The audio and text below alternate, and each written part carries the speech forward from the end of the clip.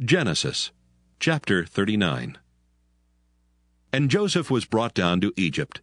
And Potiphar, an officer of Pharaoh, captain of the guard, an Egyptian, bought him of the hands of the Ishmaelites, which had brought him down thither. And the Lord was with Joseph, and he was a prosperous man, and he was in the house of his master the Egyptian. And his master saw that the Lord was with him, and that the Lord made all that he did to prosper in his hand. And Joseph found grace in his sight, and he served him. And he made him overseer over his house, and all that he had he put into his hand. And it came to pass from the time that he had made him overseer in his house, and over all that he had, that the Lord blessed the Egyptian's house for Joseph's sake. And the blessing of the Lord was upon all that he had in the house and in the field. And he left all that he had in Joseph's hand, and he knew not aught he had save the bread which he did eat. And Joseph was a goodly person and well-favored. And it came to pass after these things, that his master's wife cast her eyes upon Joseph, and she said, Lie with me. But he refused, and said unto his master's wife, Behold, my master wotteth not what is with me in the house, and he hath committed all that he hath to my hand.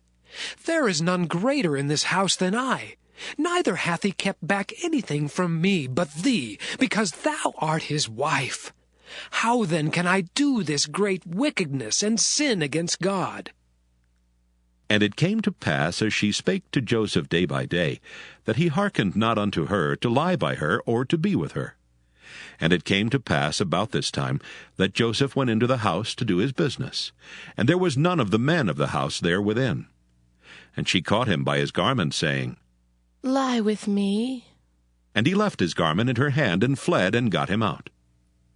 And it came to pass, when she saw that he had left his garment in her hand, and was fled forth, that she called unto the men of her house, and spake unto them, saying, See, he hath brought in an Hebrew unto us to mock us. He came in unto me to lie with me, and I cried with a loud voice.